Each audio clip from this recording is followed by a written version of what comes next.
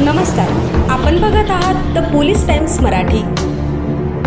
येवला तालुक्यातील पारेगाव येथे अवैध मुरुम उत्खननावर कारवाई करण्यासाठी गेलेल्या निवासी नायब तहसीलदारास मारहाण झाल्याची धक्कादायक घटना शनिवारी दुपारी घडली आहे। या प्रकरणी येवला शहर पोलीस ठाण्यात 2 जणांविरुद्ध गुन्हा दाखल करण्यात आला आहे। मिळालेल्या माहितीनुसार पारेगाव गावालगतच्या तळ्यात अवैध मुरुम उत्खनन व वाहतूक सुरू असल्याची माहिती तहसील प्रशासनाला मिळाली होती। त्यानुसार निवासी नायब तहसीलदार पंकज नेवसे हे ग्राम महसूल अधिकारी संतोष आठवले व वैभव भड यांच्यासह घटनास्थळी पोहोचले।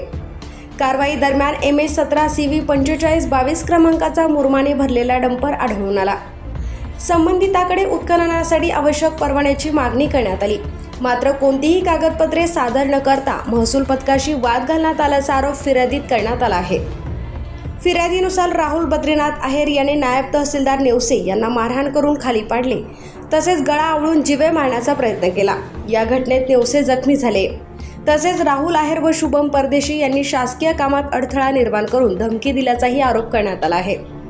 घटनेची माहिती मिळताच येवला शहर पोलीस ठाण्याचे पोलीस निरीक्षक योगेश घोरपडे घटनास्थळी दाखल झाले। त्यांच्या उपस्थितीतही संबंधिताकडून शिवीगाळ सुरू असल्याचे फिर्यादीत नमूद करण्यात आले आहे।